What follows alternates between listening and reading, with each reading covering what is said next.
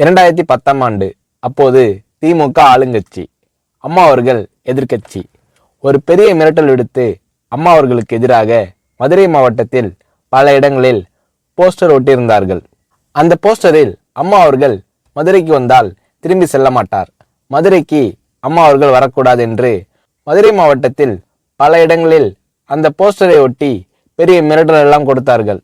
அதேபோல் ஜெயா டிவிக்கும் மிரட்டல் தொலைபேசிகள், மிரட்டல் கடிதங்கள் வந்து கொண்டிருந்தது. ஜெயா டிவியின் செய்தி பிரிவினர் இந்த மிரட்டல்களை பற்றியெல்லாம் தியாகத்தலைவி சின்னம்மா அவர்களிடம் சொல்லி அம்மா அவர்களின் கவனத்திற்கு கொண்டு சென்றார்கள்.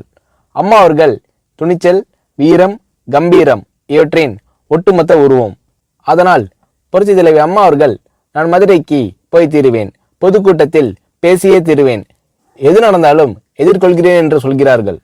ஒரு கட்டத்தில் ஜெயா டிவிக்கு மிரட்டல் எப்படி வருகிறது என்றால், ஜெயா டிவியின் அலுவலகத்தை வெடிகுண்டு வைத்து தகர்ப்போம், அம்மா அவர்கள் மதுரைக்கு வந்தால் ஜெயா டிவியை ஒழிப்போம், இப்படியெல்லாம் நிறைய மிரட்டல்கள் தொலைபேசியின் வாயிலாகவும் கடிதத்தின் வாயிலாகவும் வந்து கொண்டிருக்கிறது.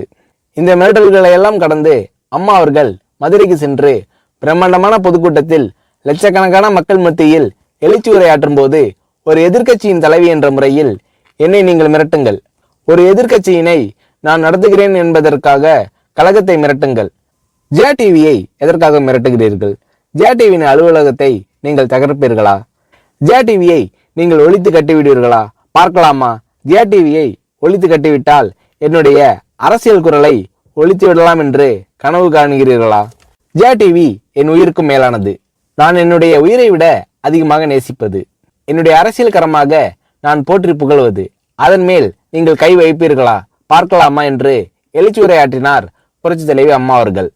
இப்படியெல்லாம் அம்மா அவர்களின் அன்புக்கும் மரியாதைக்கும் பாத்திரமாக ஜெயா டிவி இருந்தது.